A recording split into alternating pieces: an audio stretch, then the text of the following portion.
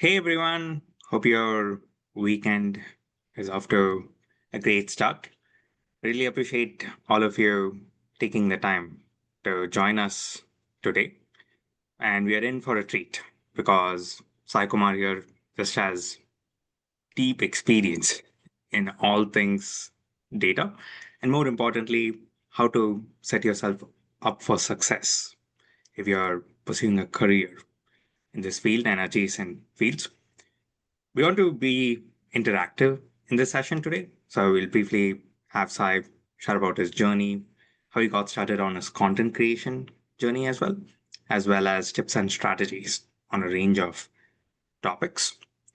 And please use the chat function here in case you have questions during the first part of our webinar. And towards the end, we'll just open it up for general Q&A. So you can just raise your hands. We'll ask you to unmute and go from there. And just to get a quick feel of this room, this group, how many of you are students right now? If you're currently in school, can you type Y in the chat?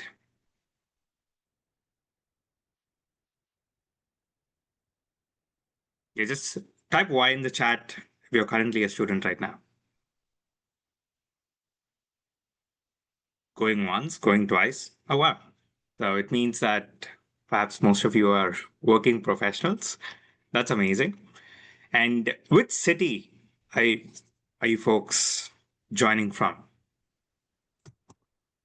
I'm from Jersey City. I'm currently joining from Columbia, South Carolina. Oh, wow.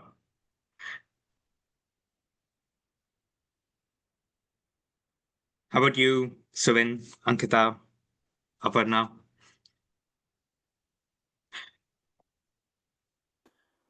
I'm in Atlanta, GA. I'm in Jersey City, New Jersey.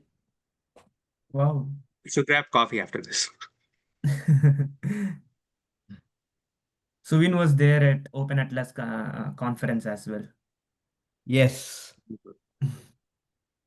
Yeah. Great to reconnect.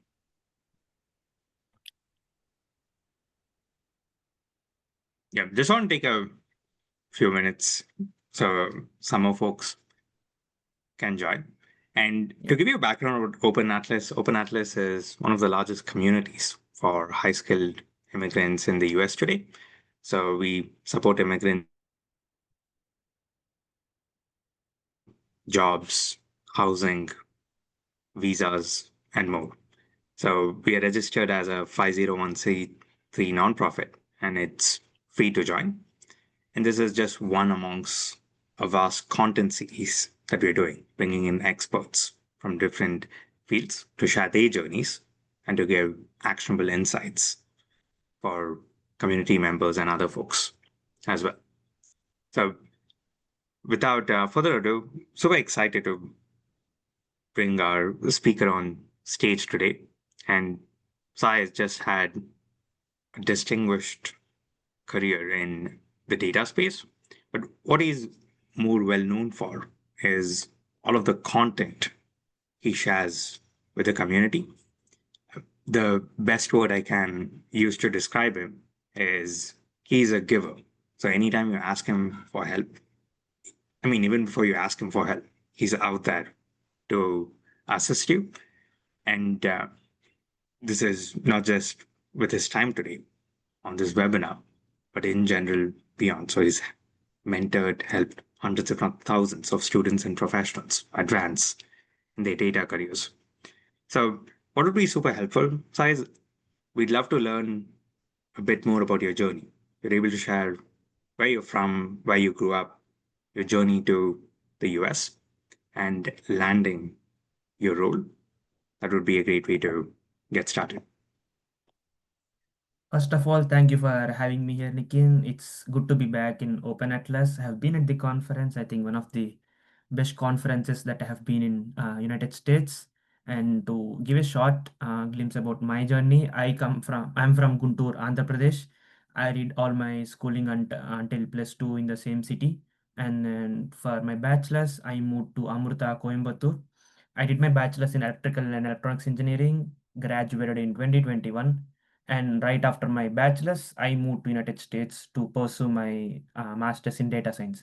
So I did pivot from electrical to data science, which happened during my final year. I had to take something called machine learning, something called SQL, because I did not get the electives that I wanted, and I had no choice to take electives from data science. And that's when I started knowing about this field, and I learned those skills and then got into data science. So I thought, why not do a master's in data science? I started researching, did few basic courses on Udemy, YouTube, did few basic projects, wrote my SOPs, got my LOAs from professors, applied to 7 universities in states, got into five, rejected by two, and then I chose UConn to pursue my master's in data science. And because it was closer to New York, and then New York has amazing opportunities. Same with Boston. It's around 3 hours drive from Boston, so I thought I could attend more in-person events, and then my job search would be easier. And the curriculum also has is very good. It's diverse between freshers, experienced people from every ethnicity. So I thought I'll make good friends. So and that was a amazing decision. And did my master's and graduated in 15 months. Started in Jan 2022 and have graduated in May 2023, and started working as a lead data analyst at Blue Cross Blue Shield from June 2023. So it's my third year, and it was not easy getting this job for sure. So I started looking for opportunities from Jan 2023, I would say. So it took me around 5 to 6 months to land my current role. Got rejected by hundreds of companies, applied to hundreds, interviewed at around 10 to 15 companies, I would say, for few of the rounds, and then got few offers, and then I chose Blue Cross Blue Shield uh, as a lead data analyst at Blue Cross Blue Shield at the end. And it's my third year so far, and I'm loving the company, the team. There's so much to learn. And coming to my content creation side of things, once I got the job, I started creating content around September 2023, I would say. So I have completed 2 years for content creation 2 months back. So it's been a great journey connecting with all the professionals, the opportunities that you get, which would have never been possible. One of them is webinars like this and meeting people like you. And a lot of doors open which would have never been opened if not for content creation. I built my network, I've got to know people at different levels, from job seekers till directors, VPs, founders. So you get access to all the execs and then privileged people. That's one thing that I would say.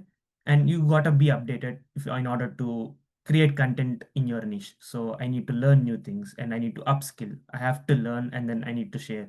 So that's one of the that has been really helpful as well, and then I get to learn from the best. So content creation has been really helpful. I create content around data analytics, data science, job search, little bit of my immigration or international students journey. So I would say this is like a short and sweet journey. Amazing. I'm sure a lot of people can relate to it, having come here for studies and progressed into their careers. Could you share a few highlights? I mean, you're very humble personality wise, but could you briefly share some highlights from your content creation journey? Whether it's the number of impressions you've had, the number of followers you've had across platforms, and also what that led you to do. So, the stages you've had an opportunity to speak at. Yep, great question. So first, I'll start with some statistics. So to start with some statistics, on LinkedIn, I have around 210,000 followers. And on I also create content on Substack. I have around 20,000 subscribers on Substack. And I have recently started creating content on Instagram, where I have around 1,000 followers. It's been only 4 weeks since I've started. So I'm still learning, growing. The algorithm is so different from LinkedIn. So it's very nice to be on Instagram because I've never been a camera person. So even to get a picture with me, my parents or my sister, they would have to beg me for a lot of times to get a picture with me because I'm not a camera person. But here I am creating content on Instagram, so they are very surprised as much as I am. So and coming to the impression side of things, on LinkedIn, I have generated over 100 million impressions in last 2 years. uh, I would say somewhere between 90 million to 100 million impressions so far. Engagement wise, it's almost like half a million engagements. So those are like, I would say, little statistics. And coming to the growth side of things, when I started in September 2023, I was at 2000 followers, I guess, and took me almost 8 months to get to 25K, which was a pivotal point.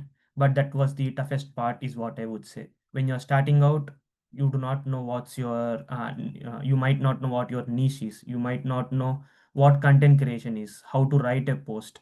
You would end up spending a lot of time on grammatical mistakes or formatting stuff, or editing your carousels, or everything around content. It's you don't have a proper plan, so it might take a lot of times. But most people stop creating content after 30 posts or 40 posts.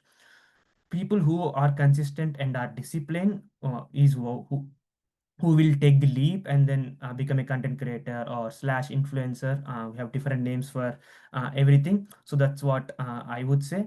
And from until April 2024, I had around 25K followers. Until then, I used to only post 3 to 4 posts a week. But then I started posting every day from April 2024. And in 8 months, I was at 100K. And in another 8 months, I was at 200K. But what helped me the most was trying out different things.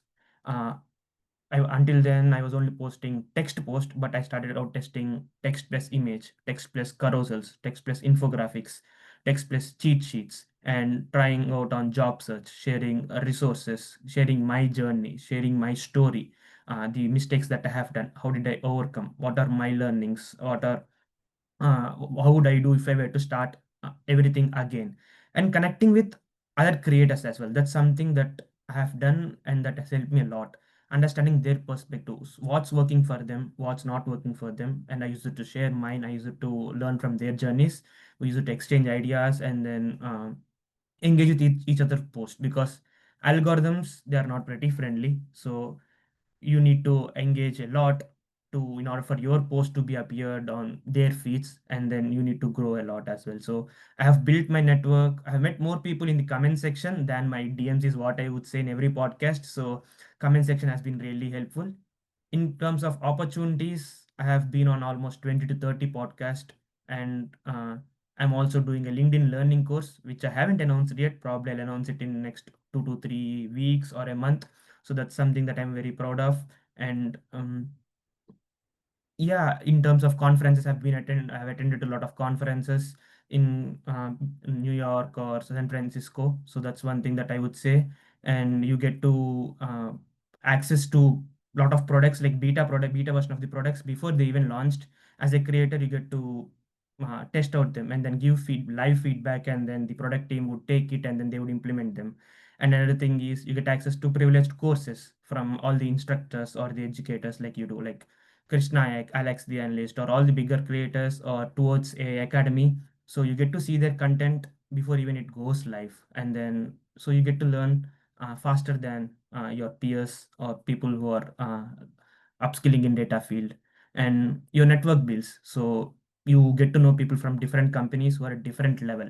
So I know people, directors, VPs, or founders at different companies, Google, Meta. So you get to learn from the best. And one thing that I've understood is when I was a job seeker, if I sent 100 requests to 100 people, you would get accepted around 20%. But right now, the numbers will reverse. So right now, if you send a request to 100 people, 70% of them will get accepted, and 50 of them would reply to your message. You can get on a call with any of them. Like say 40% of the times, you get on a call with anyone you want. So the game changes as you grow, as you build your network, as you post content. So people will know what you know. So that's one thing that I wanted to change when I was a when I started creating content. I had a lot of knowledge during my job search ways, but people didn't know what I knew. So I wanted that to change. So that's one of the reasons I started creating content as well. So I wanted people to know what I knew. And when people know that, you start getting DMs from recruiters, hiring managers, decision makers, and you get a lot of invites to speaking opportunities or hosting sessions or hosting meetups, and that changes everything. So give it 3 months, 6 months, or 1 year, or until you see a turning point, and from there won't be any there won't you don't have to look back, and then it's going to be smoother. The growth is only going to become exponential from there on. That's there's quite a bit to unpack there. But one question, if I was a recent graduate or even in school, is should I even be creating content? So, what are your thoughts on where who can be a content creator? Who should even be able to post content? You already need to have earned your stripes, so to speak, before posting content. And it's clear that there are so many benefits, as you mentioned, right? You get access to decision makers, the responsiveness. There's so much learning that happens. You can do collaborations. But can anyone be a content creator? Could you share a bit of your thoughts on that? Yep. I would say anyone can be a creator, but it depends on if you want to be a content creator or not. So it helps for sure. So I would start with, do you see yourself creating content every day? So do you see yourself being consistent? Do you see yourself being disciplined? So that's what sets anyone apart from a like content creator who has been successful, or someone who's just joined and then posted for say 30 days or 30 posts, and if they don't see any traction, most people quit. So more people who don't quit are the people who become successful, like say Zach Wilson, Aishwarya Srinivasan, Alex the Analyst, or Chris Nayak. These are the people who haven't quit even after seeing no traction. So for sure, if you create content, it's gonna help you in numerous ways that I have mentioned before. But you don't have to become a content creator, but I would say you need to have visibility for sure. So you can post about your skills, your certifications, your projects, or you have learned something today on SQL or machine learning or AI. Just post about it. You don't have to become a content creator, but in 2025 or moving forward, your visibility matters, your personal brand matters. So people need to know what you know. So it's not just about what you know, but who you know, and who knows you matter a lot more than what you just know. So that's what I say, like for anyone who wants to become a content creator, it's an amazing space to be there. You can become one, give it 6 months or 12 months, and then you will have your personal brand built. But if you want to have one or not, it depends on you, because it's not easy. You got to put in at least 10 hours, 20 hours, 30 hours, 40 hours per week, depending on how fast you want to create content, how good you are at it, and the equipment you have, the time that you have, what niche you are in, and 100 other factors. But uh, have visibility. That's one thing that I would say. So let people know what you know, as I've mentioned before, and then the opportunities will roll in your DMs, be it job opportunities, speaking opportunities, or sponsorships, or doing a course, or reviewing a book, publishing a book, or making a course, writing a book, be it anything. So it's gonna happen. Give it time, do it with consistency, efforts, and you need to like what you're doing. So it's not just like you create AI generated content and then make a post on it, and then boom, you're going to become a creator or influencer, and then people start reaching out to you. I wish it was that easy, but there are a lot more things that happen behind the scenes. So editing stuff, you need to learn Canva or Figma if you want to grow faster and explain things in an easier way or layman terms to your audience. And you need to come up with your niche. You need to have a story to tell, or what you want to be known for. So I would say start with, do you want to become a creator or not? If yes, go for it. If no, I would still say to work on your visibility. Amazing. That's a great answer that kind of captured not just the content creation aspect of it or to be a content creator, but even getting started, right? Even having that personal brand and that visibility matters in today's age. Now, switching gears a little bit to talk more on the main topic, which is data. So, when you arrived to the US, what was like the foundational knowledge that you had? Like, what kind of courses had you taken and had built up? If you're able to share examples, that would be great. How much did the master's program really help you in terms of enhancing your understanding? And what has been your journey post that, right? As in addition to school or outside of school, how have you kept upskilling and reskilling yourself? Yeah, love that question. So, as I mentioned, I pivoted from electrical to data science. So, when I came to US, I had very limited knowledge. So, I graduated from a bachelor's in August of 2021 and I moved to States in Jan 2022. So, I had like little bit of time to upskill, probably I would say around 5 to 6 months. But I wanted to be ahead of at least few people and I wanted to be better version of myself before I arrive. So, during my master's, it's gonna be easier. So I've taken few courses on YouTube. So I started the Krishna Naik channel and also Code Basics.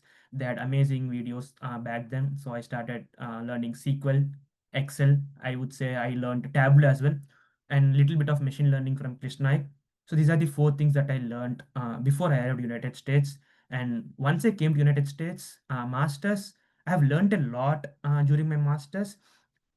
We had a lot of projects, we had a lot of capstone projects as well, and then most of it was project based learning more than theoretical. While we had theoretical courses as well, we also had most focus on practical things, so projects on SQL, Python, machine learning, deep learning, NLP, so all this stuff. And apart from master's course, I had to do a lot more things because masters will only teach you to certain level.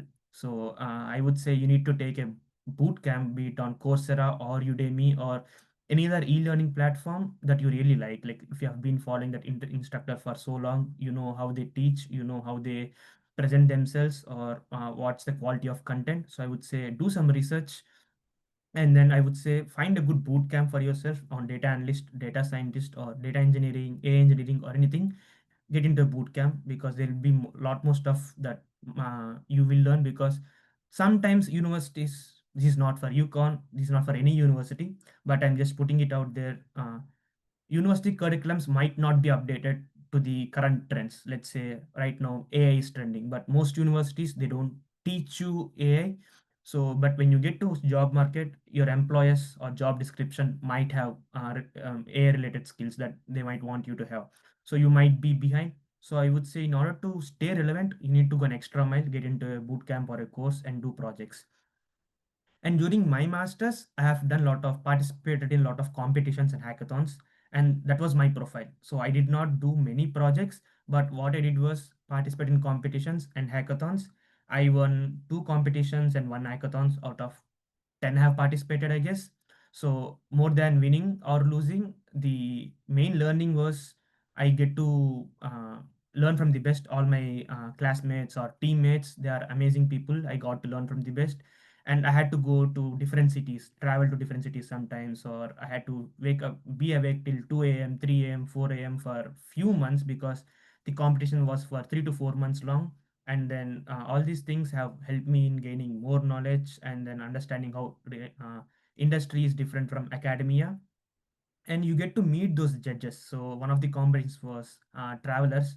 Our team got in third prize, and then I maintained that relationship with judge until I graduated. And few months before I graduated, I pinged him saying like I participated in travelers competition, our team won third prize, and I see this role ABC 123 at your company. I would love to get interviewed, and then I got the interview. So maintain that relationship. It happened the same with hackathons as well.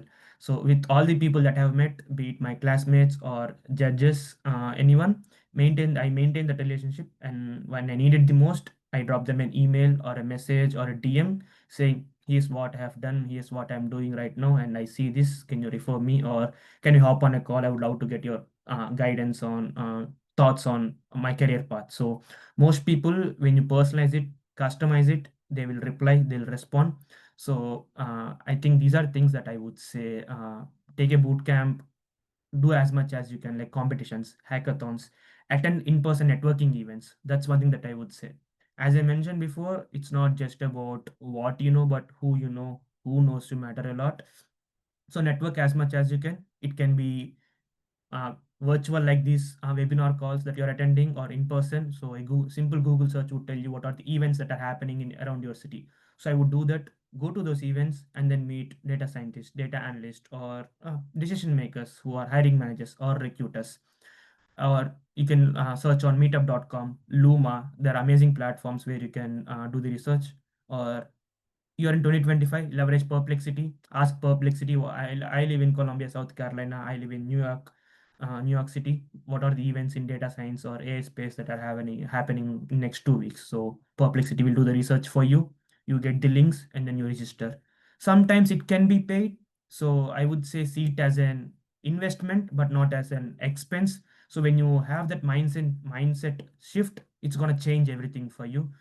You need to spend few hundreds of dollars extra during your masters apart from your typical expenses, be it in terms of registering to competitions or hackathons. Most of the times they are free, or spending on courses or spending on mentorship. So you need to, if you learn from people who have been there, done that, you get there faster.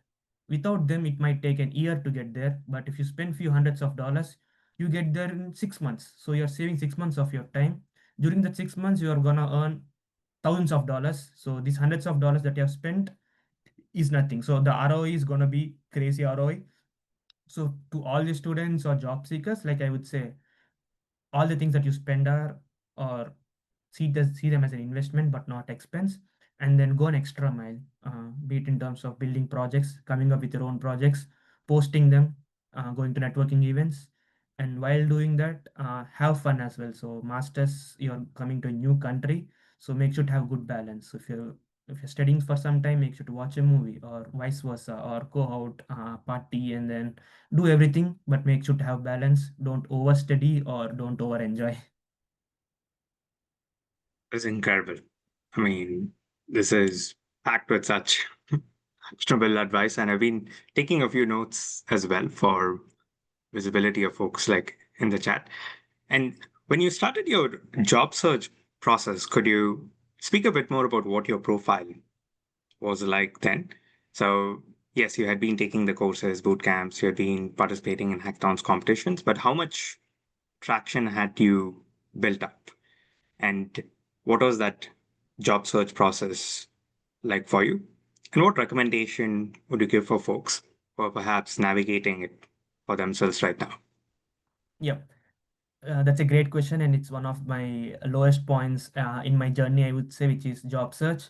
Came to US as a fresher, so and as an immigrant, the market was bad at that time, and someone who's pivoted from electrical to data science. So I didn't have anything that's needed, to be honest. But I started looking for opportunities in December 2021 or Jan 2022, around that time. So my profile was, I had worked with Lego as a data scientist as an unpaid intern, so I had that experience. And then I had my capstone project, and then two competitions and one hackathon that I have won. So these were the things that were on my resume and skill section and education. And my GPA was around 3.9, I would say. So this was my profile, and then that was my first job search, because back in India I did not sit for placements because I knew I wanted to go to United States, so I opted out of placements. So I did not have a resume back in India. The resume that I used for my master's application was the only resume. Never had a proper LinkedIn profile in India because I was not in job search, and I never gave in India because I knew I wanted to come to United States. So everything was new when I was about to graduate from UConn. But few things that have helped me is I leveraged university services to get started. So that's where I would start. That's what I would say to anyone who's still in the university. Leverage the university services, like they have a career coach, so use it for resume, LinkedIn optimization, and if you have any portfolio, they're happy to review. So ask your alumni how did they approach, and that's where I started as well. I reached out to my alumni and then asked for like their job search journey, and asked for their referrals as well. So first few months I did not have any traction. I applied to almost like 500 to 700 roles for 2 months, and then nothing worked out. I had like 1 to 2 recruiter calls, but then later on I thought I need to invest. I got to know from one of my alumni that like get some guidance, and I started reaching out to career coaches, recruiters, and then paid them for half an hour, 1 hour for their services, and then got my resume reviewed and then got some tips. So that's when I started tailoring my resume to job description. And in the next 2 months, I had around like 30 to 40 calls. Whereas in first 2 months, I had like zero. And then in the next 2 months, I had like 30 calls, out of which I've converted few. So few things that really helped me are tailoring your resume to the job description. If you really think that you can do the job, I would say spend some extra time and then make sure your resume speaks the job description. And network. Referrals have really helped me a lot in getting more interview calls. So referrals I have gotten from my alumni. That's the first thing that I have done. And second thing is the professors. Your professors, they are not just professors, they also have corporate experience, and few professors can be hybrid. So they work at the corporate in the mornings, and in the evenings they might be a professor. So most of my professors, they were like that, and then they had good industry exposure as well. So I got referred with by my professors at their companies, and few of the professors I got referred by the spouses as well. So they're very helpful in that manner. And the network that I have built on from the competitions, hackathons, I have leveraged that as well. Reached out to people that I have to whom I have met, and the judges, judges of the competition, they have referred me and then gotten few interviews. And these are the few things that really helped in getting more calls. And interview prep, so that's one thing. So make sure to prepare for interviews, we'll talk more on that as well. And yeah, getting calls and then have your portfolio ready. So make sure that you have a good portfolio if you are pivoting your career or if you're a fresher, because you don't have any corporate experience. Your portfolio should be good. Do not do 100 projects. I would say have 3 to 5 solid projects, end to end. Start with a problem, don't start with a solution. So start with a problem based approach and then end with a story, especially in data analytics or data science. And you need to end with your story or business impact, is what I would say to anyone that's working on building their profile. And make sure to have those certifications, and don't go after 100 certifications again. Fix on 2 to 3 good ones and focus on learning. And once you learn them, implement them. Like, companies don't care if you're Google certified or Microsoft certified. They only care if you have done something out of the learnings from the certification. So build projects from the certification. That's what really helped me in my journey. So building those projects or the competitions, the hackathons, having that practical exposure really made my portfolio strong. And then when you add that on your resume or LinkedIn, it will boost you.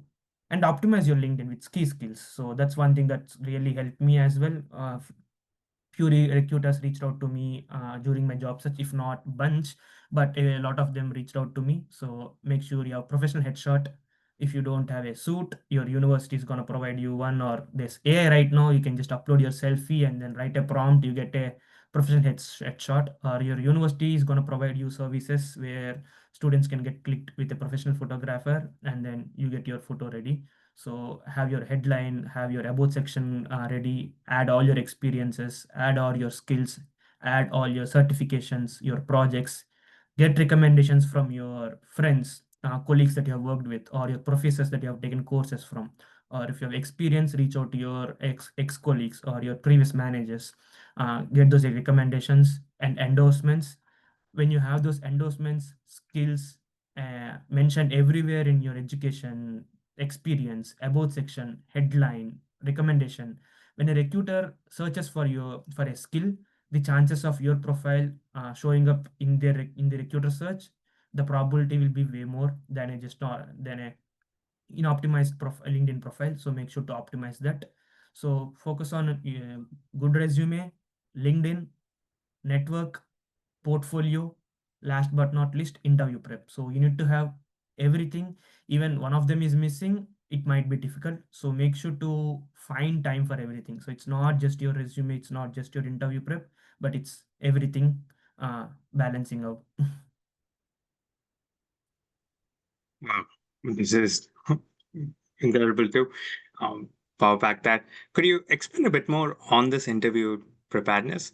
So we were discussing right before the started that a recruiter could call you at any time, right? And you have to be prepared when that call comes, and that's something that you don't control all the time. And you had some more thoughts to share on this. So would love to hear from you on interview preparedness and anyone listening right now. So if you have any questions, please use the chat to ask them. So we'll get to them at the end of the webinar where we open it up for general Q&A. Please go ahead, Sai. Yeah. Yep. This is one of the most common mistakes that I see job seekers make. Most job seekers, they spend so much time on applying for jobs and they never focus on interview prep. And when they get the interview call, they screw it up. It's not because they don't have the knowledge, it's because they aren't prepared. Having no, like knowing how to write a SQL query is whole different game, and then explaining the SQL query during your interview and having a structured answer uh, using a framework is a whole different game. So I would say, if anyone's in job market right now, make sure to spend at least 20 to 30% of your time on interview prep. So have a solid plan. So if you're targeting a data analyst role, you need to know SQL, Python optional, but Tableau or Power BI, Excel, and little bit of cloud knowledge if the role requires it, or if you want to get into cloud roles as well. So have a structured plan. So make sure to practice SQL every day, at least for 1 or 2 hours. You can start with Lead Code, Data Limmer, DataInterview.com, Try Exponent, DataFort. There are amazing platforms out there. So make sure to practice SQL every day, and make sure to prepare for behavioral rounds as well. So it might seem easy, but it can make or break your interview. So have around 5 to 10 stories lined up from your experience, from your college experience or work experience or projects or anything. Have 5 to 10 stories lined up. Use a framework like R star or star framework, and then practice out loud. It can be in front of mirror, or it can be with your friends or colleagues who are in the same page as you. So get on those calls and then make sure that you're confident while you're speaking. So you might have amazing knowledge, but if you can't put it out there in terms you by using a framework, the interviewer might not understand and then you might get rejected. So I would say that's one of the other mistakes. And practice case studies as well, product case studies. So I see a lot of interviews having product case studies right now. So make sure to practice those as well. So you can find more questions on interview query, data interview, tryexponent.com. So they have amazing questions. And then make sure to get their subscription. So again, I'm not promoting them, but it's an investment. It's not an expense. So you spend around $100 to $200 per year, and then you get your job faster. So and then the ROI is like 100 times or 1,000 times the ROI. That's one thing that I would say. And mock interviews, I have realized the importance of it uh, very late. So get on mock interviews, start with your friends. You interview them and then they interview you, and then you know how to answer and how not to answer. You'll become confident in structuring your answer. Once you have few mock interviews with your friends or colleagues, then start getting paid mock interviews from experts. You don't have to get 100 of them, but at least get 3 to 5 of them. So from people who have been there, done that, who have interviewed hundreds of people or hiring managers. A lot of them offers their services on TopMate, or there are other platforms where you can find people offering mock interviews. And make sure to choose an person with good knowledge and good experience on hiring. So there might be people who uh, just want to do for the money as well, lot of scams. So make sure to be aware of that. But get 3 to 5 mock interviews. They'll tell you real-time feedback on how decisions happen, how hiring happens, what are you usually being evaluated on. So you get to know those things, and then say, without mock interviews you might get job in 6 months. With them you will get it in 4 months. So every dollar that you invest, it's going to cut your time, and then that time is going to convert to money again. So have that thing in mind, and then make sure to invest on things that move the needle the most, like a resume review by a career coach, or LinkedIn optimization resume review. Most career coach have packages, go for it. And mock interviews with experts who have been there, done that. Again, if you want to find experts, you can get one expert interview on interviewquery.com or try exponent or data interview. They have amazing experts from Google, Meta, Netflix. So you get to learn from the best. That's one thing that I would say.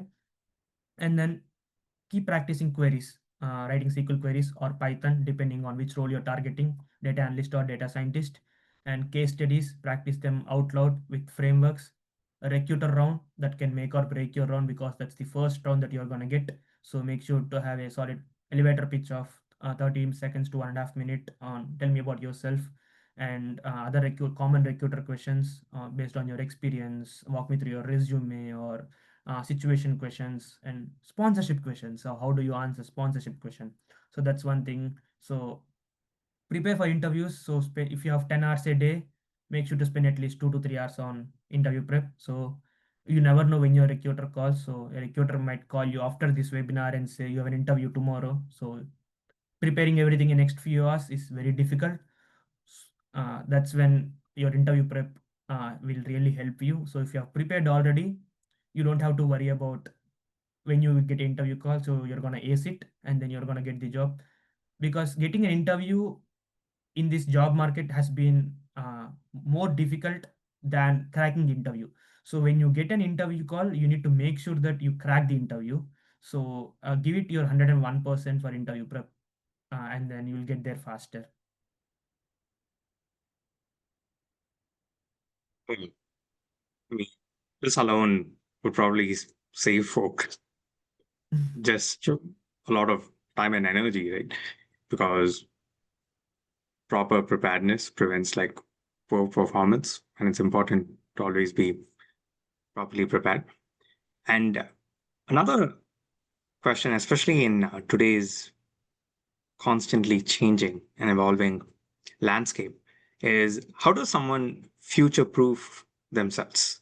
Right. So you've shared a lot of courses that OpenAI, that Anthropic, Google, these are more AI courses that they are putting out there. So, what are skills, tools, frameworks, technologies that are 3 to 5 years out there, as in they'll be in demand a few years from now? And how do professionals today properly like future proof themselves for it? So, remember Jensen saying that AI won't replace your job, but someone who knows how to AI will, right? Yep. And I have been believing that code for at least for past 2 to 3 years right now. So I would say that like AI will not replace your job, but a person using AI or who knows how to use AI will replace your job for sure. So in order to, you don't have to know how transformers work or all the Gen AI stuff works, but you need to know what tool to use and when to use and how to use it. So I would say learn different tools like, let's say, Gamma to build your presentations. Right now, usually until ChatGPT era came in, you need to spend at least 5 to 6 hours on making a presentation for your stakeholders and then present your findings, insights, or recommendations. Now Gamma does it in 5 minutes. So you need to know how to use Gamma. You give it a prompt, you give it content, and creates a presentation out of it in 5 minutes. So use that. And if you are into product, you need to have an MVP for your stakeholders. So learn how to use Replit or Lovable or base 44 to build an MVP in half an hour or 1 hour, whereas it would take you few days or weeks back then. And for simple analysis, Julius AI. So you give it data set and then you ask questions and it answers. So you don't have to work on working work on writing VLOOKUPs or HLOOKUPs or index match on Excel. Julius AI does for you. So and same with Claude. If you want to write basic SQL queries or basic Python queries, Python codes or DAX queries or Tableau calculations, usually you have to spend like hour, 2 hours, 3 hours until 2022. Right now Claude is amazing at coding. So you give it a prompt. This is my use case. This is how I want to code. These are the tools that I want to use, and write a code for me. Claude does it for you. And then if it feels right, you use it or you tune on top of it. So make sure to learn how to use AI. Instead, learn, I mean, if you want to learn how it works, completely fine, and that's the way to go. But at least start with understanding how to use it.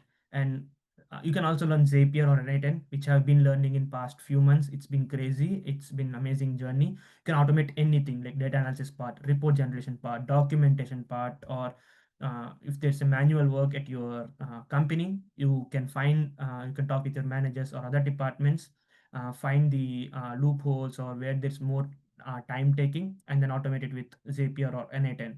So all these tools, they have they are making my work a lot easier and then more effective. And then I teach these tools to my colleagues as well, and then they more, because I'm in content creation space, I need to be updated, and then I get updated because I follow a lot of people and then they share updates, I learn from them, and then I make post on that, and then I teach to my managers or my colleagues, and then they love using AI tools. So it saves time for everyone. And then at companies, time is money. So learn how to use AI. And coming to the other things, so if you know that you want to get pivot from data analytics to data science. Once you get the data science analytics job, start learning data science skills, move to statistics, probability, math side of it, machine learning, NLP, deep learning. So if you have a proper plan of where you see yourself in next 1 to 2 years, start learning them right away. And to stay updated and then to stay relevant and future proof, network is something that you might want to rely on, because you never know when you might get laid off or when you might get fired. So, and most of us here on are on clock with 60 days or 90 days period. So having it will be a lot of stress to get a job in limited number of limited time. So when you have a network that you can rely on, you just have to drop them a message saying, hey, I found this role, can you refer me? You don't have to start from customizing the message and then sending a request, and you don't know if it's gonna helpful or not, if they are gonna accept or not, and then you have to hop on a call, build that rapport first, and then ask for referral. You are skipping everything. So build your network when you're not desperate for a job, so you can leverage it when you're desperate for a job. So that's one of the mistakes that I have made. So I should have started networking when I came to United States, but I started when I was searching for my job. But I did little bit of networking, but not to the core. But that's what I'm doing right now, building my network so I can leverage it whenever I'm in need of anything, and I know whom to reach out, what to ask. I don't have to start with uh, all the customized or specific words. I can just say, hey Nikin, I found this, can you refer me? Hey Siddharth, I found this, can you refer me? Can you connect me to the recruiting team or hiring manager? And then they're gonna do it because you have built that relationship over the months or over the years. You don't have to be formal. So build your network in that way. And networking is again two-way street. It's not just about you getting, you gotta be a giver. So you need to give like 100 times in order for you to get something once. So it's a whole different game. So these are few things that I would say: learn to use AI and then make sure to upskill. It's never gonna end, especially in data's field. So I see new tool being released every day. So you need to upskill, and don't upskill in every possible tool. See where you want to go and then see what are skills that are being required and then focus on that, and build your network. That's one thing that, as I mentioned, it will always help you. And then keep giving interviews once in a while, just so that you're on track, and then you will know what's happening in the industry. Has it changed or has it been the same? So when you get on, when you need the most, you're ready to give interview, and then you don't have to start from zero again. It's incredible. And I think you're the embodiment of that, which is be a giver, always be networking, learn from others, and whatever you have learned as well in terms of productivity tools, efficiency improvements, share it with your colleagues and your company, right? Because time is money, and if you increase the value of other people's time, you're increasing like your own value as well. And we are starting to see some questions come. We are close to 10 minutes to time. So I'll give an opportunity for folks to ask the questions directly. So you can still use the chat, but feel free to raise your hands and I can unmute you one by one. Tuhina, would you like to? I see Hi one question everyone. in. Yeah, go for it. Can you hear me? Yes. Yes. So my question is, how can I future-proof my career? Because there are so many layoffs going on and too much advancement is happening. And we are, I mean, I can talk about myself. I'm feeling very vulnerable, and I'm already in the data field for almost 3 years now. But still, amidst all of these layoffs and traditional data roles that are being replaced and automated, what is the skill set that will make me stand out in the market? Thank you. Yep. So I think that's a great question. One thing that, as you mentioned, is most jobs are being replaced, but that's one thing with AI. So while AI can code a lot of our work and automate it, non-technical skills are what sets anyone apart, be it problem solving, critical thinking, stakeholder communication, or storytelling, especially in data field. So I would say focus on these things along with technical skills. And as we were discussing earlier, uh, learn how to use AI and then incorporate that in your current work or in your future work.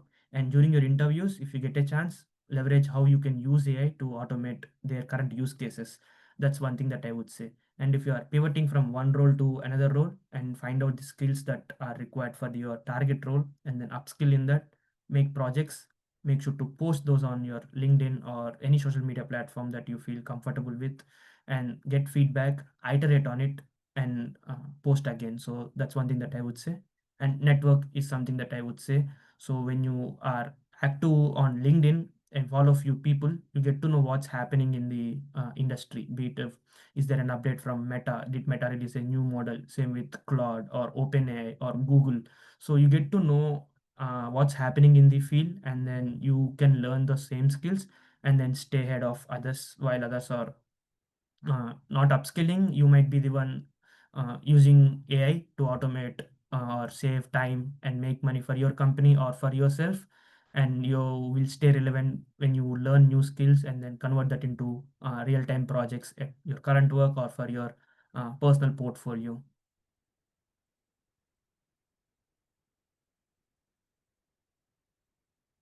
I hope that helps. No problem. I see a question from Thank you, Sai. Akanksha. Wow.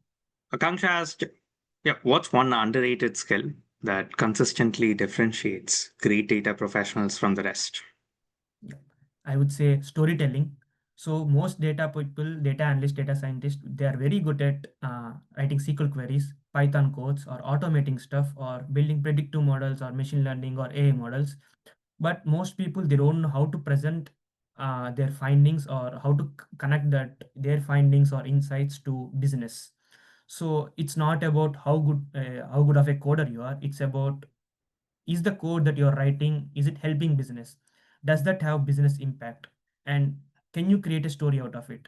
Can your stakeholders gain something from your insights? And then can you recommend something? So it's not just about your findings, like you found that your sales are going down, but now what? So most data scientists or most data analysts, they stop at this is what I have seen, but they don't go an extra mile and then say, this is what I have seen, this is what we should do, this is how we should do. So when you add that extra line or extra research in your analysis, it's going to be a game changer, because stakeholders, they also want to know not just what's happening, but they would also like to know what can they do to get that momentum back, or make that money or save that time. So when you have those great storytelling skills, that's what separates a great data professional from a uh, good data professional or a normal data professional.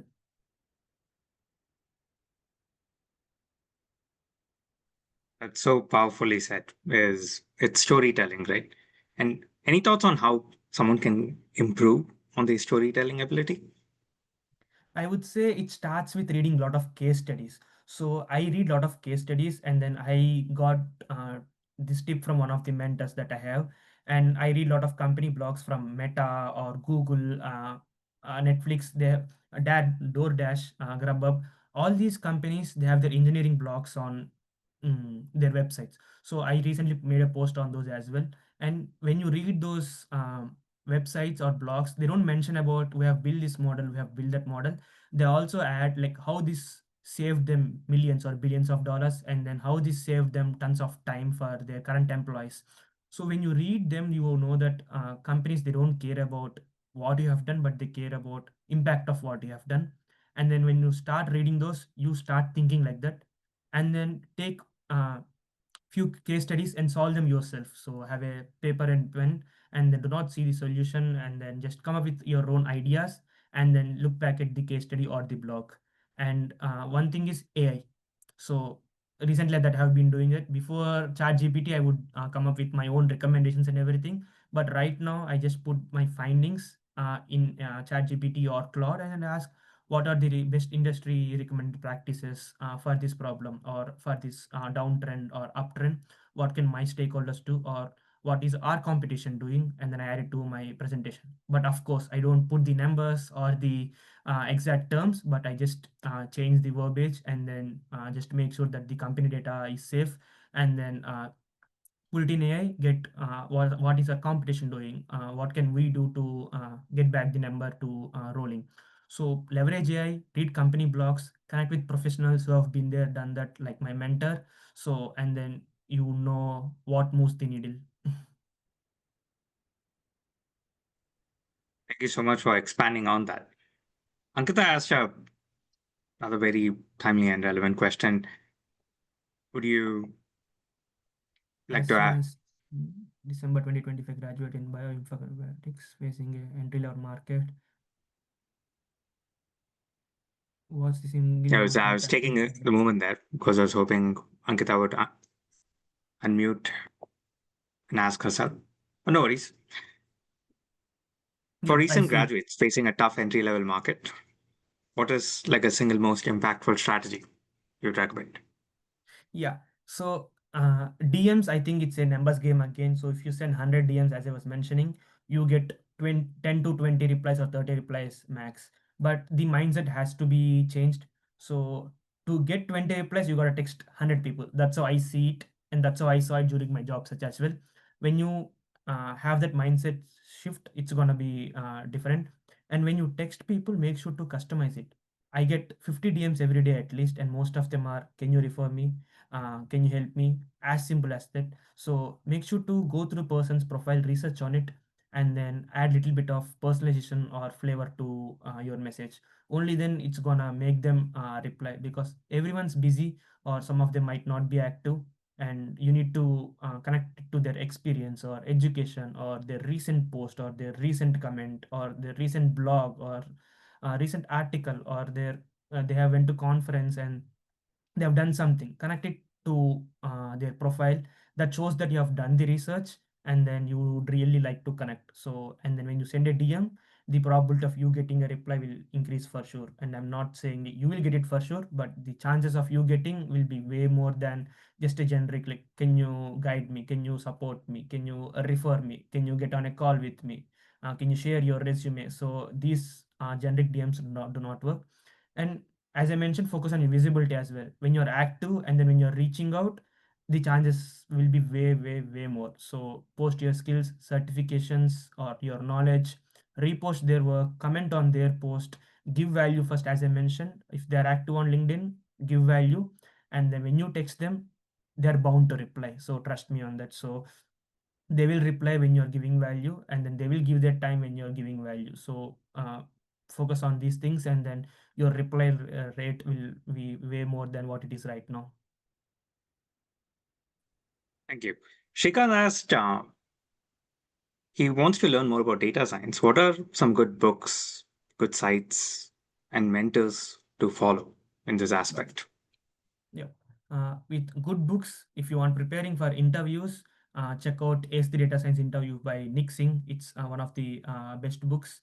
And then if you are upskilling, Chip Yuhan have amazing books. I'll send you the links. You can text me on book links, Srikant. And good sites to learn data science. So if you are learning data science, I would highly recommend Krishnayak, Code Basics, Campus. They have amazing free videos on YouTube, and they also have paid courses if you want to explore. I still watch those videos, and then they're very refreshing. And obviously, Coursera, the god of data science and machine learning, Andrew Ng, he has amazing courses on Coursera as well. So check out those. And mentors to follow, there are a lot of people. I would say Krishna Ek, Alex the Analyst, um, StatQuest, Josh Tomer, Jack Wilson, Aishwarya Srinivasan, Aishwarya Naresh, Sravya, Don Chu. So all the people that I engage with, they're amazing to follow.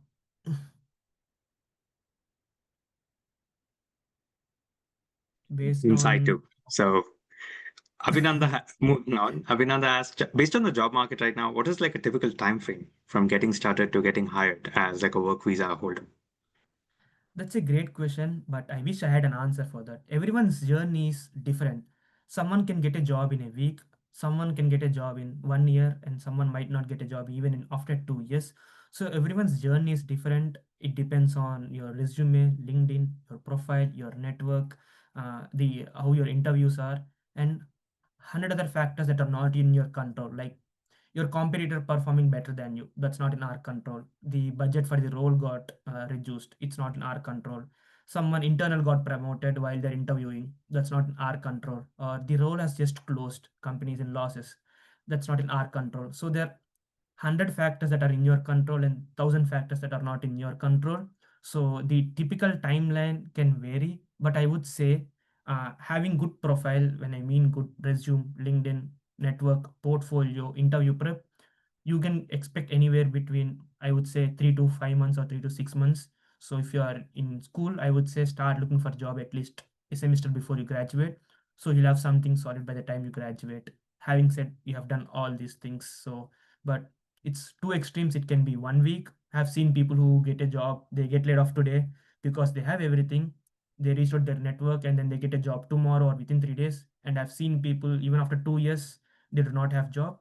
It's not that they don't have knowledge. Sometimes there's luck, there's fate that might not support you.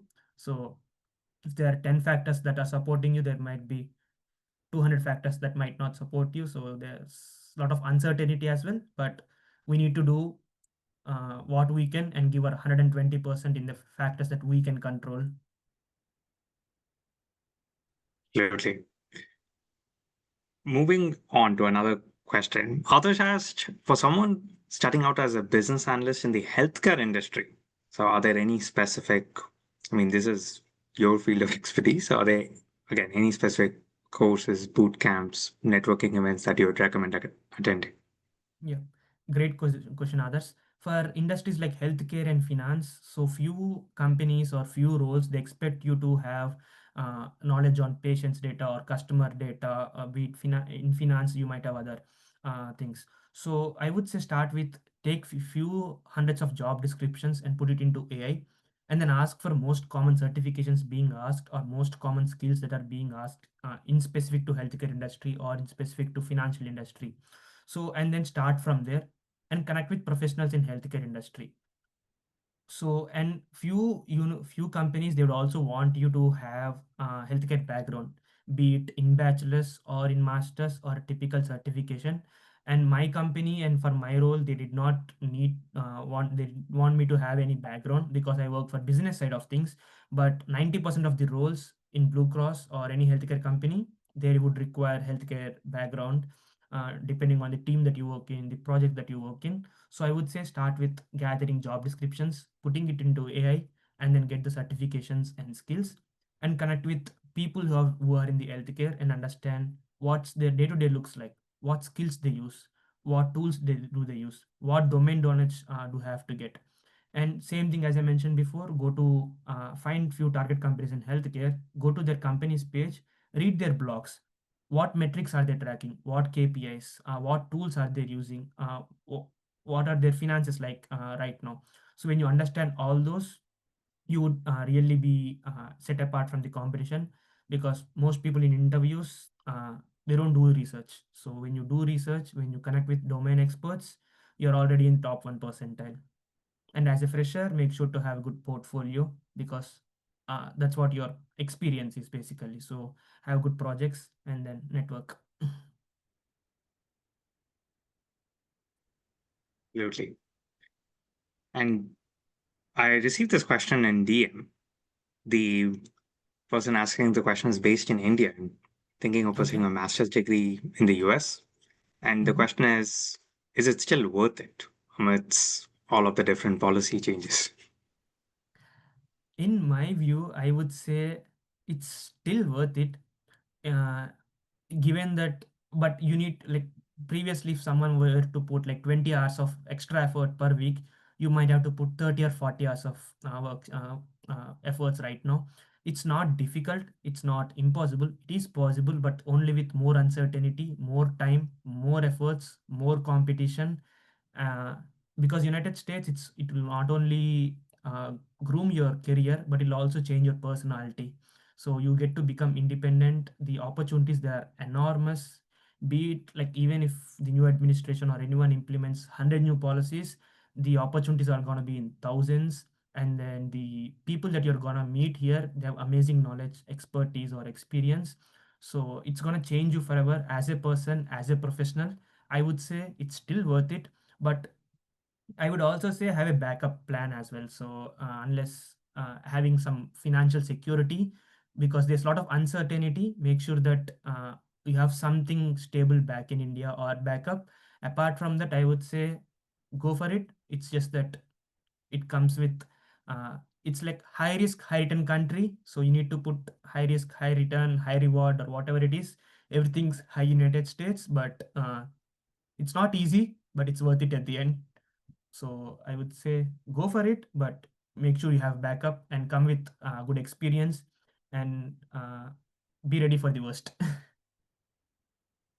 Absolutely. We are 10, 15 minutes over time, and it's a good high note to kind of wrap up today's session with. And thank you so much, Sai, for being generous with your time, for sharing so many actionable nuggets. And for folks who joined us, we'll be sharing a copy of this recording and any other links that Sai provides us to all of the attendees. So we'll be receiving that in a day or two. We hope you'll continue attending other workshops that we organize. Any closing message from your side, Sai? Yep.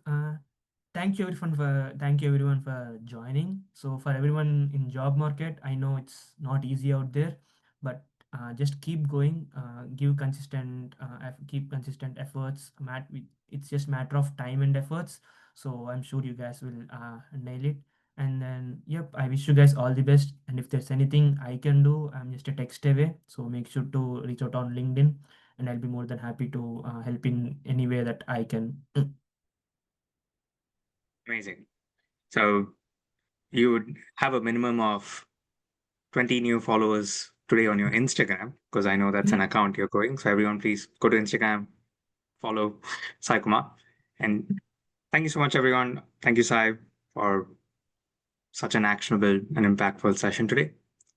Have a great Thank weekend you. and see you also. Yeah.